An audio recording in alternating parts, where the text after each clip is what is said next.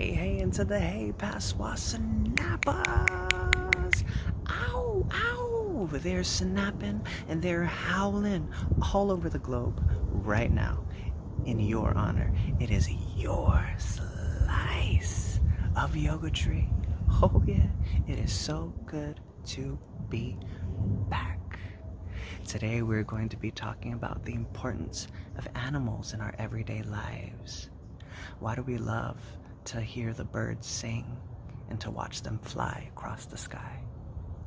Why do we love to snuggle and cuddle with our cats? Why are they so cool to laugh at? Why are dogs so awesome when you play with them? Why are they so smart? Why are bunnies so fluffy? Why do they slalom so smoothly across the garden? These are just some of the cool mysteries that surround animals. Today, I want to focus mainly on our connection to animals. Why do we feel so connected to them? Is it something inside of us? Something embedded in our DNA? The world may never know. Today, I want you guys to write about your animal, the animal that lives inside you. Is it howling? Is it singing? Is it crawling? That's what I want to know today. I assembled a couple of clips, and these poets are dangerously connected to animals, and I thought it was really cool to see how they express that connection. And I can't wait to see what you guys come up with. Hope you guys enjoy these. Miss you guys very much. Breakfast, dinner, lunch, brunch, options on commercial drive. Vegan. Now that's a privilege I choose, but I got a bunch of reasons for munching seasoned greens instead of animals, because that's a choice that's affecting the whole planet. So if you don't understand, let me try to put this better. Animal agriculture is worse for the environment than all travel put together. And the hungry in the world don't have to be starving. But thanks to capitalism and factory farming, the facts are alarming, not unfounded belief. When up to 16 pounds of third world grain is making 1 pound of first world beef. And the poison in the meat, an artery clogging diet, and a way to justify it. Trust me, I used to try. I was proudly carnivorous and glorifying apathy, while animal living conditions are a horrifying tragedy. A life of pain to the day they're slain. Freedom's that thing that they wish to gain, but what if it was you, your brother, your sister, your mother, your father, or one of your kids? See, then I don't think you'd be so quick to dismiss that a being can exist for reasons other than this, and yet, billions every year are confined and tortured and living in fear, and it's been made clear by vivisection that they feel empathy and pain, so shouldn't we stop the testing? Can anyone say that that's not oppression? It even comes spun up in a web of intersections. Do you not expect rage when you got them in a cage with nothing but time to try to plot an escape? Animal resistance is not a mystery.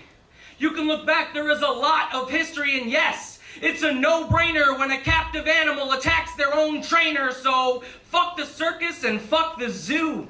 If you knowingly support them, then fuck you too. These excuses for abuse that get assumed are the worst. And some people have the nerve to tell me to worry about humans first. Well, every vegan I know spends time at demos, shelters, protests, and soup kitchens. So I'm asking, how the fuck are you living? I got beef with beef. That's a huge waste of water, and there's no such thing as humane slaughter. You can give them space if it helps you cope, but how does it feel when you slit their throat?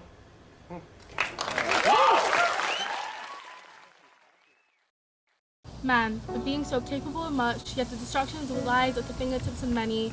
Babes being born one at a time with smiles upon faces. But the same hands that cradle the once newborn child, they are the same hands that rip mother from child, rip sister from brother, rip father from son. The only difference is that mother and child, they are animals, a species seemingly beneath that of a human, a species unique in every way, like butterflies floating in the sky. They are different once picked apart, like two identical twins in a crib. They are different once pulled apart, each one with its own story in reality. For animals, they are of no importance, just dumb, mundane creatures with no feelings, no sense of direction, a species seen to have no communication, no sense of family. Are these the reasons we use to justify the genocide of so many? 500 years. past and gone. 1,000 species went and moved on. Without confirmation nor consent, a generation of species wiped away with just a footprint left to explain. Every 30 seconds, an animal dies from human-caused situations. 99% of all species that ever lived are gone. 31% of 800 animals in the US are a conservation concern. If these statistics don't startle you at all, mankind is doomed. The planet is done because the mindset we are in is unchangeable, unmovable, just plain and simple fixed. Because we are leaving barren land with no stories, dried up oceans with no treasure, deserts with no sand. This is what our future generation will inherit, the problems created by us and our ancestors. So we want to be the generation that would rid the world of such beautiful creatures. 100,000 species gone within 365 days, all because man is selfish, man is wasteful, man is a species that only cares about self-preservation. And even that preservation has no consideration for the animals. Animals color the world, make the wind whistle with the sound of their speech, make the trees move with the movement of their bodies. A society that has been roaming longer than man, plotting footprint after footprint, and all of their knowledge and wisdom. So how can we be responsible for the genocide of so many? We gotta wake up, we gotta realize, open our eyes, we are not alone. Animals have been roaming the world for longer than the creation of man. The least we can do is show them the respect they deserve, not cut down the land they have preserved. Let's not be that generation, the generation who wiped animals from existence, the generation who left destruction in the distance. Let's save the world one step at a time. One step at a time. Let's not be that generation.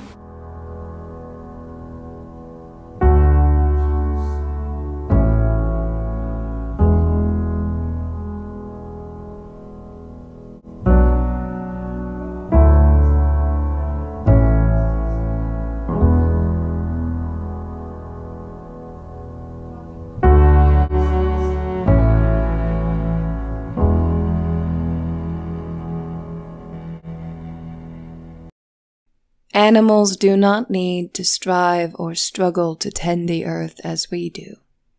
Their simple being is a song of soft praise, their rising and sleeping in effortless rhythm, their gathering and their hunting, a drumming beat, a thud of vitality, a thanksgiving to the dense forest. Their roaming, their nurturing, their birthing, and even their death leave their loving soil richer and more melodious than what came before them.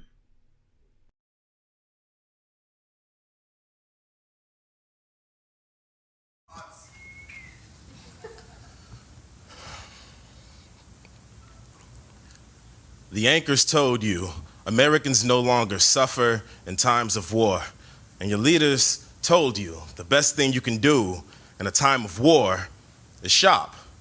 Live your life like you've been living, but your doctor said don't be surprised if you need Ambien if you want to sleep. So what's keeping you up? Why are you pacing through your kitchen looking for your reflection in the blade of a knife again? Did you feel it?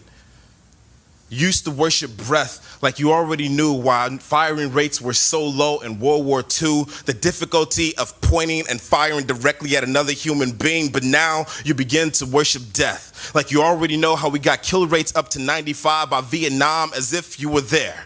As if you were there when the military began practicing psychological warfare on itself, when every single paper target was replaced by a slab of meat or a balloon filled with red paint, and every single human became a target or a tango or a gook or a raghead, and it got easier to put a bullet in a head as it got harder to put a child to bed without feeling hollow. It reminds you of something a rifle once said. Click. Click. I'm empty. Empty like a freshly minted casket. Empty like the gun holster of a dead soldier. I am empty like his eyes, and so are you, with the symbol parked outside in your driveway, and you with the unplayed Steinway taking up space in your living room. You with the full ashtray and empty scotch glass for a therapist. You must have felt it, because you've got a pocket full of lottery tickets for a financial strategy, a vibrator for a love life, a pair of sunglasses for a personality, a nemesis in your mirror, a flag-covered box for a brother, and a revolver for a backup plan. America, we are an entire nation with post-traumatic stress disorder. Just like 1/5 of all soldiers who returned from Iraq, just like James Jenkins, who joined the more than 6,000 veterans who every single year look at their service sidearms and can only see a cure. And when his world went gun barrel dark, the kickback was subtle. The kickback was soft, like the movement of a trapped animal that knows it cannot escape. The kickback was subtle, but you felt it. I know you did, because I felt it too.